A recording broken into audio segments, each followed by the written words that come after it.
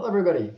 Welcome to this special edition of the OTTX Wednesday webinar sessions. On Tuesday, I'm Eric Hansen from OTTX. On behalf of the team at OTTX, I want to thank all of you for joining us this morning for a special and important session focused on inclusion and diversity in the workplace. Today, we're very fortunate to have with us Portia Green from Fandango for a conversation I think will inspire your thought and hopefully some actions.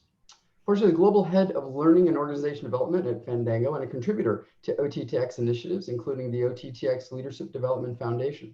Really been looking forward to our conversation today, focusing on how organizations can move forward in supporting diversity, equity, and inclusion in the workplace. Portia, welcome. Hi, thanks, Eric. Nice to be here. Good morning, everyone. Thanks so much for joining us. So to start out today, I thought we'd just kind of kick things off with the title of our talk today. It's called A Path Toward Inclusion in the Workplace. And I think that's something that is important to keep in mind. It is a path. It's not something we can just magically make happen. It's not something we'll achieve tomorrow, but it'll take some time. Yeah, I think it's a journey, right? And like with many journeys, people start in different places. And so I think it's important to realize that as a journey, you don't have to accomplish everything in one particular moment. You can build over time and you can think about this path in an incremental way. And I'm sure as we continue our conversation, we'll talk more about how thinking about this journey incrementally is important. Yeah, the important thing is to get started. You can't go, you're going somewhere. And if you don't go where you're intending, then you're not going to get where you want to go. So we talk about inclusion and diversity. I wonder if you could tell us a little bit about how these things might be different, inclusion versus diversity. Yeah, so, there's been a history to this work, thinking about diversity in organizations and corporations, and probably, 30 to 40 years ago, it was about diversity. And it was just about getting a more diverse workplace, having it not being so monolithic. Having organizations reflect the customers and clients that they serve. If you remember, there were, back in the day, diversity was all about quotas. It was about getting certain numbers of women in the door, different ethnicities, different people of sexual orientation, and veterans and so forth. But we've grown since those days, and we've realized that it's more than just getting a diverse group of people in the door. It's also about how do we create a sense of belonging? How do we create an opportunity for people's voices to be valued? And at what levels are we bringing people into the company or into the organization? So the movement, if you will, of diversity within the corporation has been on a journey as well as individuals have. Yeah, it's, we're all learning, and I think our vernacular is changing as well. The language that we're using is changing because a lot of the language that we have been using doesn't really fit with what we're learning. So I think it's an exciting time, but it's important to note that we have recognize that we really have work to do and to begin doing it. When I think about inclusion, I like how you mentioned that. It's really it's kind of about the culture. Inclusion is a cultural thing, and it's about having people feel comfortable being seen. And we talked yesterday about the term. We typically say something like, "Hey guys, let's go get a pizza" or something, and it may be a whole group of women that we're saying that to, and there's not a guy in the bunch, but everyone's kind of used to saying that. And it seems like maybe that doesn't matter. Everyone knows what you're talking about. But I don't know, Portia, what are your thoughts on that? Are those kind of terms, the language that we use, is that important? Well, surely language matters. And all you have to do to see if language matters is think about how corporate CEOs, when they speak for large multinational companies, it changes the stock market. So if you ever want to know, does language matter? All you have to do is look at the stock market and connecting what leaders say to the expectations that people have around the movement in the stock market. So of course it does. One of the things that you mentioned the word culture, and culture is so dynamic. I think it was Peter Drucker that said, culture eats strategy for lunch. And the reason why is because culture is more than just our language. It's more than just our behavior. It's about our values, our rituals, our belief systems. It's not just about what the leaders of an organization say or do. Culture is created every single day in every moment at a particular organization. And so sure, diversity and inclusion issues are part of culture, only because anytime you deal with one or more people, you're dealing with culture. Two or more people, you're dealing with culture. Yeah, yeah, that's great. That's I mean, and it, also with where we're at now, everyone in an organization is working from home. It's especially challenging to maintain and develop an organizational culture. We talked a little bit Yeah. about that a couple of weeks ago. Yeah. And like culture evolves. A lot of companies have had to think about um, how does your culture pivot in order to still serve the needs of the organization, since we've been at home. Most of us are at home, working from home under the COVID restrictions. And people have spent a lot of time thinking about, how do we do that? If you have a very fun and free spirited work office, how do you maintain that being socially distant? How do you maintain community? Luckily for us at Fandango, we use a platform called Slack. Many of you might as well. Some people use Microsoft Teams. There's a lot of programs out there, and it's been hugely helpful for us to stay connected. And we've leveraged the different Slack channels in order to continue to collaborate and build community and check in with each other since we've been on lockdown. Because you have to think, talking about diversity and inclusion at this moment in time, is largely grounded in George Floyd and what happened to him in the summer, but it's also layered with all of what's happening with COVID, the health crisis, all of what's happening layered on top of that with politics in this country. So there's a lot going on that's weighing down on people that all would have an effect on culture.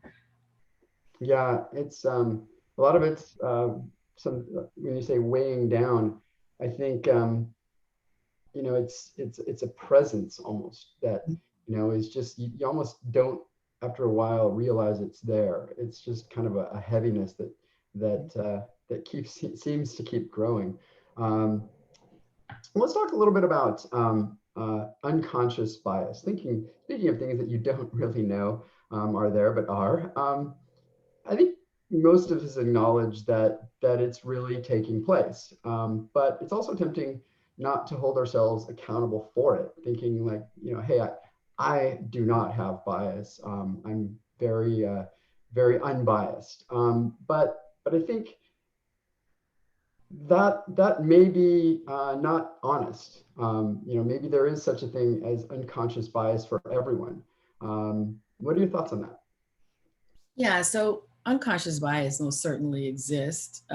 It's a relatively new term in the last maybe 10, 15, 20 years. Really talking about brain science, and we're talking about how man has cognitive limits.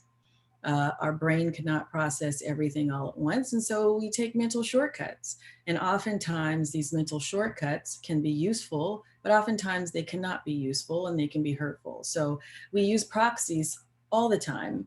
And our brain sort of takes these connections for granted.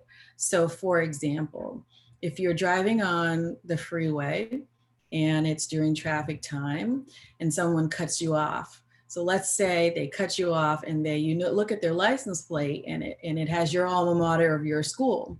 You're more likely to make an excuse for them and say, oh, they must be in a hurry. Oh, they went to my alma mater. They must be in a hurry. No big deal, right? But let's say, so for example, I did my undergrad at Berkeley, and there's a rival between Berkeley and Stanford. And so let's say the person in front of me cuts me off and they have a Stanford license plate. I might be inclined to be like, are you kidding me? You blah, blah, blah, blah, blah, blah, blah, right? Without even thinking about it. And I have no idea why they cut me off, right? But I attribute some sort of excuse if they have a Berkeley license plate, but I attribute some sort of intentionality and harm towards me if they have a Stanford license plate. And so, unconscious bias exists all the time. It exists in the workplace where if you look at the data, and I don't have the exact statistics, but if you look at the data on what do the view of a corporate CEO, it's typically a tall white guy. So then when you're in a room with a tall white guy, you're more inclined to think they're the leader as opposed to someone else. And we see this happening all the time. I can't tell you how many times I've gone to talk to a vendor, and maybe I've brought someone who's worked for me who, like, I remember one time someone worked for me and they happened to be a tall white guy, and we're talking to the vendor. We walk into the meeting and they assume he's the boss. That's bias. That's bias. So, my guy that works for me he laughs and he's like, no, she's actually the boss. And there's a little chuckle and slightly embarrassing, but that's unconscious bias. Yeah, and it's something we all, I think the knee-jerk reaction when you think about it, at least, for many of us, at least for me, is, it's something to be, you want to kind of deny it. You want to, and that's not going to solve the problem, right? I mean, we have to be aware of it, and it's all around, and it's weighing us down, if you're not aware of it. Yeah, absolutely. I mean, it's impossible to deny it. It's science, right? I mean, the system one, system two thinking, that's what the scientists would call it. We just put these sort of other words on it, whether it's unconscious bias or blind spots or implicit bias, you name it. There's no denying that it exists. The thing is, once you're aware of where you may have blind spots, and if they are harmful or if they are producing a result that is no longer working for you, what then do you do about it? So the more interesting thing is, how do you mitigate the blind spots that you might have? And because some might say, well, we all have it, there's nothing I can do about it, I'm going to leave it alone. And I would say that that's irresponsible. Yeah, absolutely. And I was just thinking about it. Some of the systems, the technology systems that we have, seem to have the risk of accentuating it, with artificial intelligence as an example. If my company is we have a job opening, and we're getting thousands and thousands of CVs and resumes for it, and someone is filtering through them and selecting them, or and then there's a model, an AI model that's looking at that, and that unconscious bias then gets built into the model, and the person that got hired was hired based on an unconscious bias, which gets built into the AI model, and it just can perpetuate at scale an unconscious bias. And then we're at a point where we don't even really know why it's happening. I'm sitting, why am I not getting a more diverse list of candidates from these positions? I guess no one wants these jobs. And that's where your unconscious bias turns into a systemic bias. Yeah, for sure. And so then you have to be intentional about how do you fix it? Instead of walking away saying, well, everybody has it, how can you be intentional about mitigating the damages of unconscious bias? So usually, there's a level of self-awareness, but there's also pausing. There's also finding a friend. Hey, when you see me doing this, there's also, if I'm looking at resumes, and let's say going back to the Berkeley example, because why not? My blood flows blue and gold. You know, I come across a candidate and they went to Cal, and I'm just like, oh my God, this is the greatest candidate. Now, the person may be great. I'm not going to fault them for that. But when I see that, I might ask another person, hey, is this person really that great, or am I attributing a lot more to this person just because I'm a fan of Cal and I know really smart people go to Cal? Yeah, and it's, you know, this person in a certain way, you can identify with Mhm. because they went to the same school as you. And I have no problem with Cal either. I went to the University of Washington, so Great now school. the Cougars over on the other side of the mountain. I don't know. So Different story, huh? so you know, we've talked about being self-aware. What about the concept of incrementalism when it, under the context of inclusion? Yeah, I think fundamentally it's about the fact that change is difficult. Whether we're dealing with issues of diversity, inclusion, etc., change is difficult. It is far easier to change if you take small steps than if you take large steps. So that's the notion behind thinking about incrementalism when you think about institutional change as it relates to diversity, equity, and inclusion. Where the idea is for sustained change, it's far better to be incremental about it. Now, sometimes you want to be sort of more abrupt, like with the Me Too movement and putting together some basic standards in place. When you have legal issues and so forth, you don't have time to be incremental about things, right? But if you're trying to get sustained change, I think it's important to realize people develop habits in the way they're doing things. Those habits do not necessarily come from a bad place. Those habits could come from a place of just ignorance. And I don't mean ignorance in a bad way. I mean ignorance in just the lack of awareness and not knowing the impact of your actions. So that's why when you brought up the notion of, you know, we were talking yesterday about saying, hey guys, we all do it. I don't know a person around who doesn't address a diverse, you know, gender, men and women, a group of men and women as guys. And we do it. It's not inclusive. It's rude. It's also unintentional. But it's also a habit, right? So even though I'm really working on not saying, hey guys, sometimes I slip up, but because people around me know that I'm trying not to do that, they kind of pull my coat. So if I say, hey guys, I was in a meeting the other day and someone said, oh, you mean good people, right? And I laughed and I was like, yeah, I mean good people. Like, I forgot, I'm still working on it. So if you think about a situation like that, there's no massive judgment. I can't believe you said, guys, you're a bad person. You should be fired. It's just my community is supporting me doing what acting the way I intend to act. And sometimes because of habit, I slip up. Yeah, it's you know, a culture. It is manifest in many nuanced ways that we're very used to, and Mhm. and we're talking about changing our really changing our culture and into a more accepting, more inclusive culture. These manifestations make themselves, you know, are there, and sometimes we, you know, very often because they're so normally used, we're not used to them. And so it takes that self-awareness to identify them.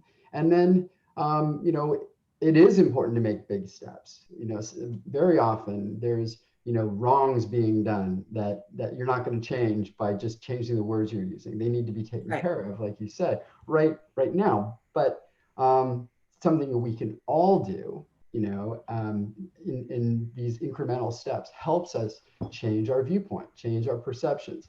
And it allows people to be seen.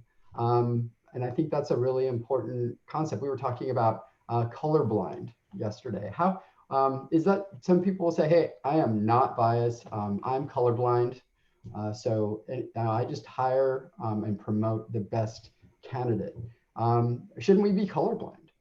Well, before we get to colorblind, can we just stick on the last question just for a bit longer? Sure. When we talk about big steps that organizations can make, so there are big steps organizations can make, and then there are big and small steps that individuals can do, right? So when an organization says, I want to commit to having diverse slates, that's a big step. When an organization says, I want to commit to having 50% of the people who are on the board be women, that's a big step. It's a big commitment.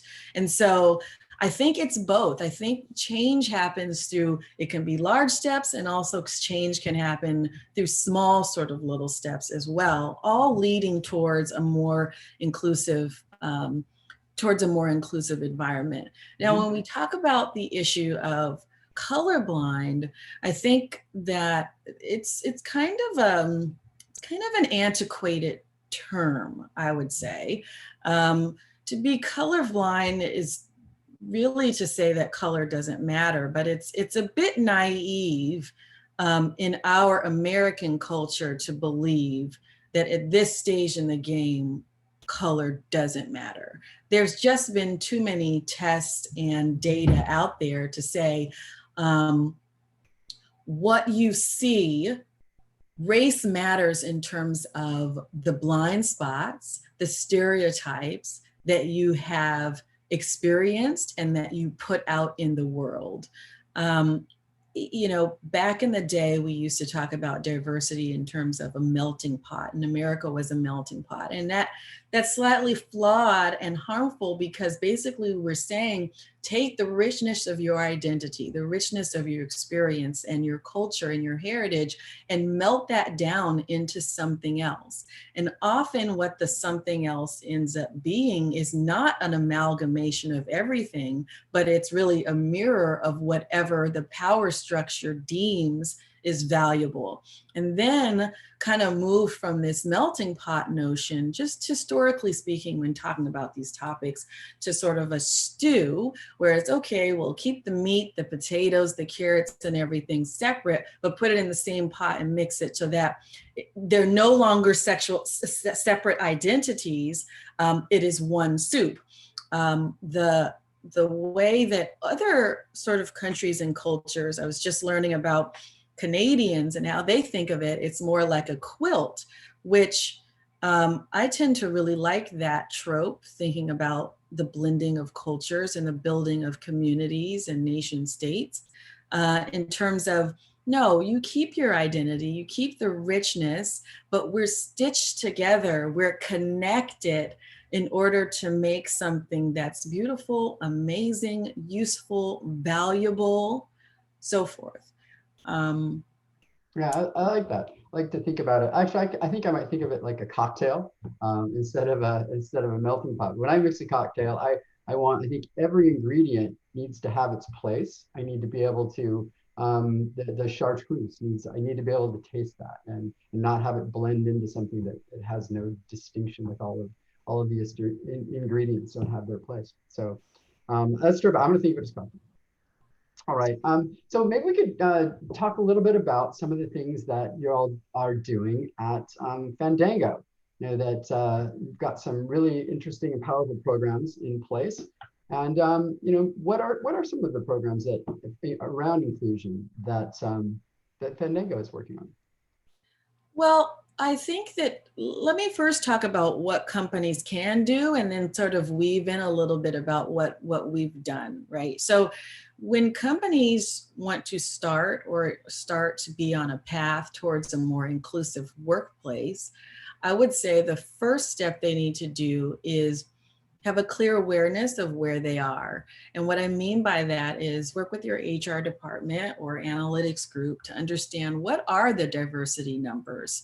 What are the diversity numbers in terms of race, ethnicity, sexual orientation, veterans, so forth, and sort of what's the lay of the land, and not just looking at, say, for example, people of color, but all of the different diversity within that group, because oftentimes it can be masked by one particular group overarching another. If you just use the word diverse teams, it could be only applying to women and not all of the varying other degrees of diversity.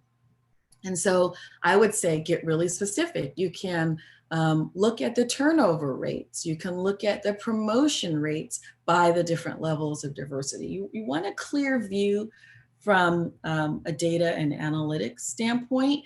And then you want to try to uncover, why are we possibly seeing what we're seeing? Where have we made strides? So get a historical view of it. Don't just look at a snapshot, get a historical view of it. Where have we made strides?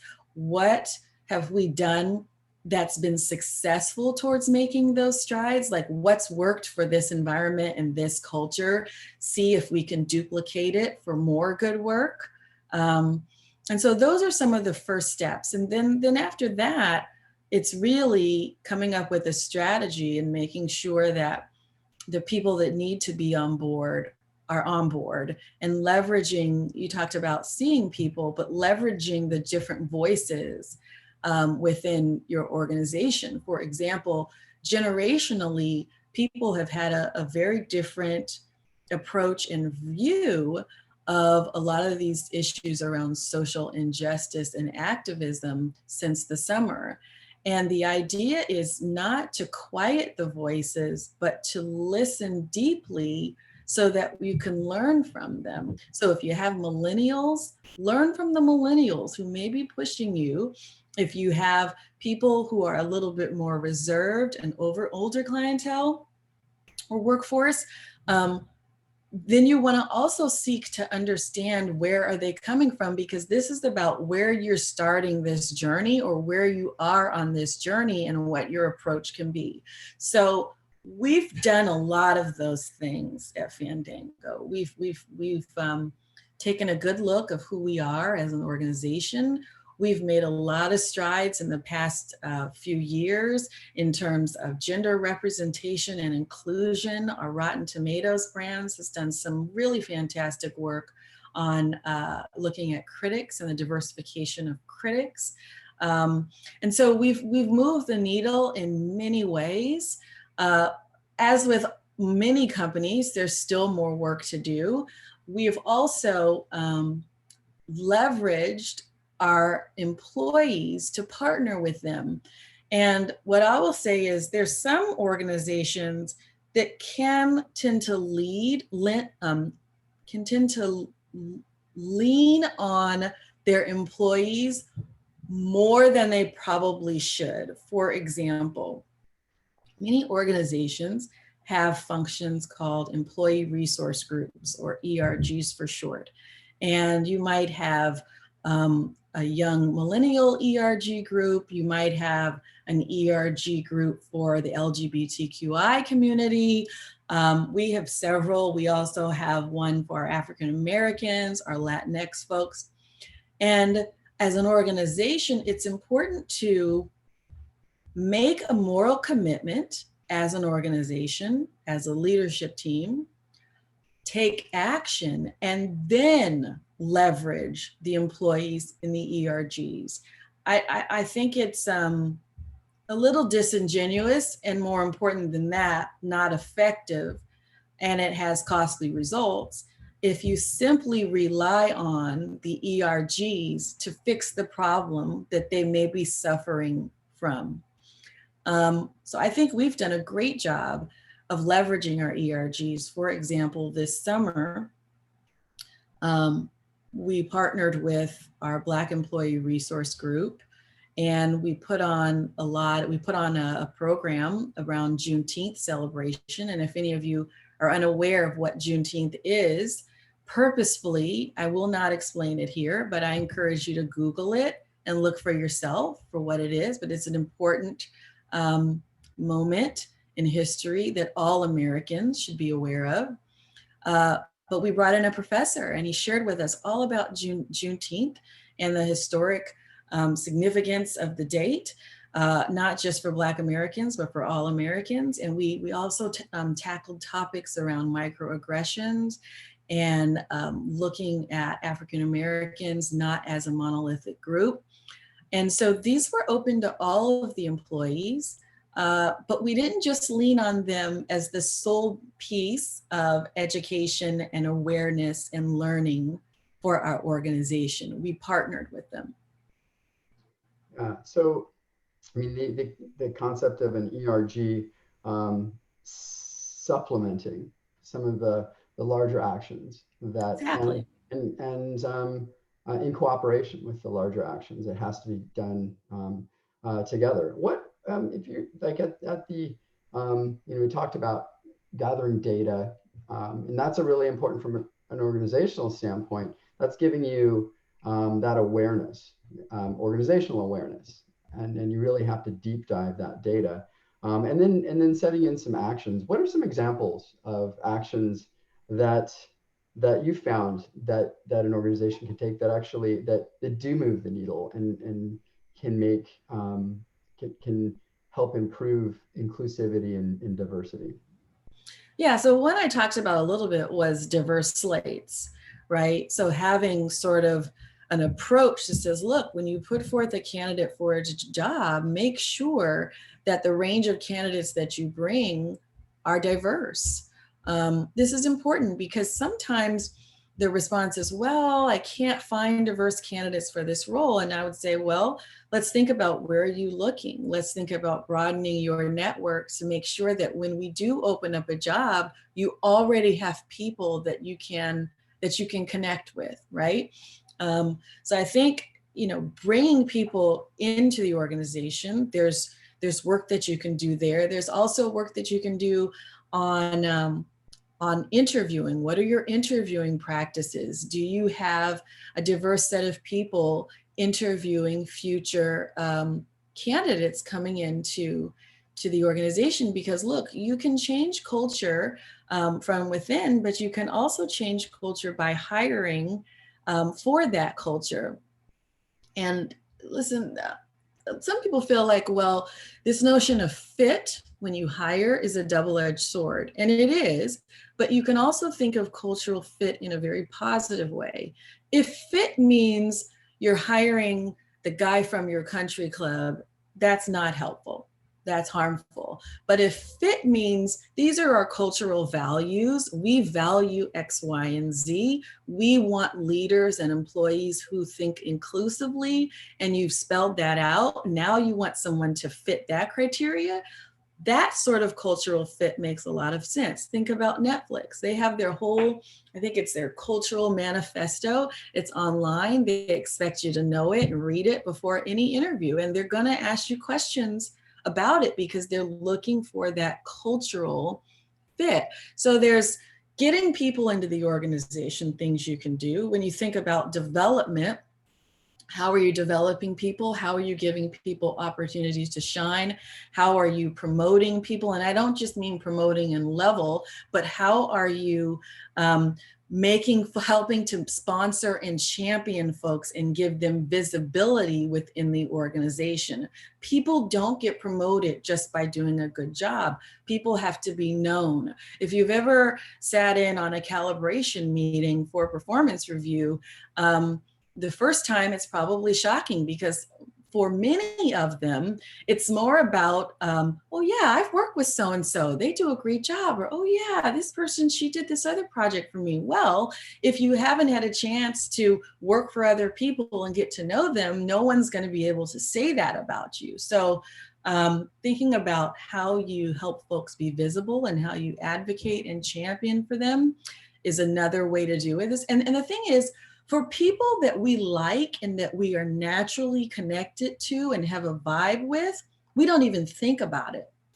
It's when we don't, we have to go out of our way to think about it. Somebody said to me years ago, they said, look, people connect on the things that they have in common, but they learn from their differences. And so part of it is organizations can create opportunities for people to connect so that then they can learn from their differences. Yeah, it's so that the concept of fit, I think that, I'm familiar with, and maybe many others are as well, is you do an interview for qualifications, and okay, this person, they can write the code, or they can develop the documents or whatever, but then you interview them for fit, and that really just means, well, do I like them? Right. And that's, that's actually maybe hurting your organization because, well, the people you like are already kind of like you, and that really inhibits your the potential that you might be able to learn from them. Right. And who you like may not be the best person for the organization. Right. Right. I mean, the data has been repeated and out there time and time again. More diverse organizations perform better. They're more innovative. They think outside the box more. They can understand customers more. They're much more interesting to work for. And so when you do that, you're actually hurting yourself, hurting the organization, and you may not even know it. Are there challenges with getting to know people that you may not know or different cultures? Sure, but isn't it worth it? Yeah, it's often the reason you may not like someone is because you don't know them very well. I think Right. actually Abraham Lincoln is actually credited with a quote, at least I think that's who's credited with it, to saying, I don't like that person. I think he actually said that man very much. I should get to know him better. Mm-hmm. And that's really what we're saying. And so learning about each other, learning about different cultures, learning about being, we learn to accept them. It's not different anymore. So I think that's something we can all do. And it's at an organizational level, hiring and promoting can really help with that. Some of the other things that Fandango has done internally, can you give us some examples of some of those? Well, I think the thing about our culture that lends itself to these conversations is that it's very open and candid. And I think it's difficult to ask people to be self-aware and to ask people to adapt and to evolve and grow, and you're not willing to have the conversation. And so that's one of the things that I greatly appreciate working at Fandango, is just how candid people are. And I mean at all levels. Our all hands are very open. People can ask questions. I don't see people hesitating at all, more so than any other company that I've ever worked for. And at times it's like, whoa, I would never think to ask that. But then when you sit with it for just a minute, you so appreciate people sharing their experiences, people sharing what they can do to improve their work, their organization, their culture. And so you value people pushing you to do more, people pushing you, yeah, but we need this. Yeah, but I want this. But yeah, and how come we can't do this? And what's the barrier? And Mhm. so I think that's part of our culture too, that I just greatly appreciate, that allows us to deliver more to our employees. Yeah, and you mentioned the word challenge, and these are challenges. Overcoming, the lack of inclusion that we have now requires us to kind of confess that it's not inclusive, even though we want it to be. You have to look in the mirror, and what you see isn't what we want to see, and that's the first challenge. And then it's a challenge to do something about it. Yeah, and I mean, don't we all do that? I mean, that's how we evolve. We Mhm. all have to look in the mirror and say, what's the good and the bad and the ugly? And what do I want to do about it? And why is it important that I do something about it? And it goes back to, who we are as individuals and who we are as companies, right? This is why companies put out brand statements and they define who they are. And it's also why when you are looking at organizations and what organizations you want to work for, you're evaluating them on that. I mean, for years, I've talked to colleagues about how do you assess culture before you get the job? How do you assess culture as an interviewee to know what you're getting into beyond the statements that are on the website? How do you do that? And I think that's becoming even more salient now, given where we are with social injustice and sort of this awakening that society has had since the summer, assessing what type of culture do I want to work for? What type of people do I want to work for? It really goes both ways. It's one thing to give lip service to something, but another thing to actually walk the walk or walk the talk. Yeah, I mean, don't we all want a place where we can bring more of our authentic self to the table instead of morphing to the view or picture or norm of whoever is in power in that organization? I mean, you want to be able to, it is a luxury to just do your job and worry less about your behaviors and thoughts and whether or not they match whatever the dominant view in the culture is. Yeah, so that's, I mean, you mentioned something, just do your job. You know, I'm here. I started my career in public accounting. I'm in the finance department, and I'm just doing my job. Mm-hmm. You know, I'm kind of interested in what else I can do. If I'm just an employee, I'm here to, you know, get the close done every month. I don't make hiring decisions really. What is it that I can do? Well, I think I could give a list of what someone could do, but it's more of what are your intentions? Do you intend to create an environment where everyone feels that they can just do their job? Or do you intend to just be singular about it and be concerned about yourself, make your paycheck, and go home? So it's really a function of what do you intend to do? Do you want to work in an environment where you have certain luxuries and others do not, yet your peers, right? And so it first is, how do you want to be in this world? How do you want to be in your workspace? What is sufficient and what is not sufficient in terms of, you know, for lack of a better word, how you get down, how you engage with people, what you tolerate, right?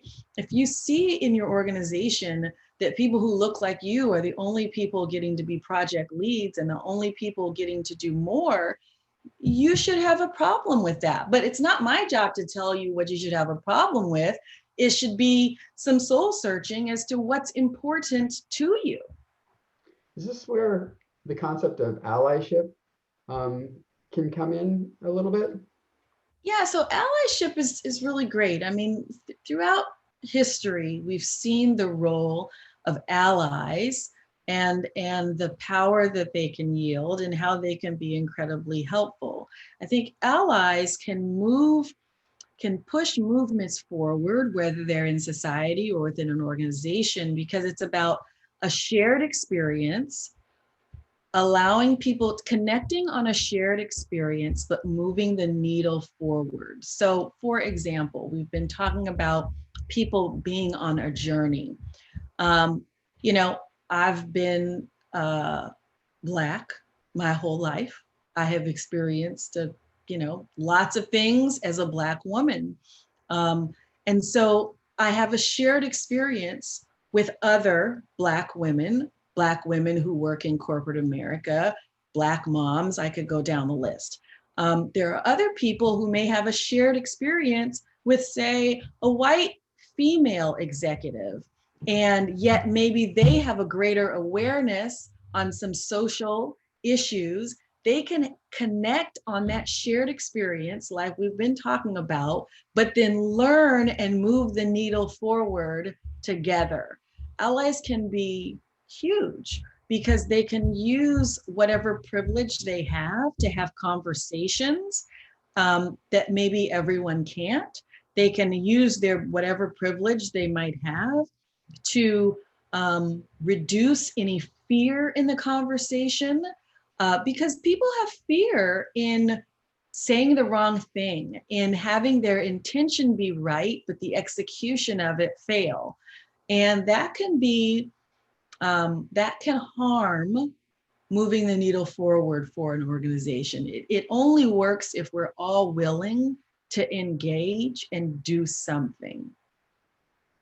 Yeah. So when you're talking about allies, is that something that just we just sort of naturally do, or are there programs that an organization can think about developing that would help promote that? I think, it depends on the organization. It depends on if you naturally have allies that are bubbling up. We have a great group. We have a Slack channel, Allies in Action, and they have just bubbled up and risen to the occasion, and they've been incredibly helpful for our organization in having conversations, moderating conversations, doing the hard work, encouraging colleagues to do the hard work. So, for example, since the summer, a lot of these topics have been very difficult because there's you living a particular story. There's, let's say me seeing a story on television. There's me recounting and retelling a story. And all of those touch points that could have pain associated with it along the way. So the idea of a colleague saying, hey, tell me about your experience. Tell me what it's like being Black in corporate America. It may come from a good place, but it could be painful for me. And so what allies can do is allies have done a lot of the research. They can say, hey, have you read this book? Have you read this book? Just like I said, I'm not going to explain what Juneteenth is. I'm going to ask you if you're interested, Google it, look it up for yourself, and do some learning yourself. Part of what I've learned from our ally groups is how wonderful it is for people to do their own research, how wonderful it is for people to do the work, that it's not, if you just simply ask, oh, feed me this information, spoon feed me this, you tend to wonder, well, how authentic are you really if you won't even read an article, if you won't even go to an ERG conversation and learn something, right?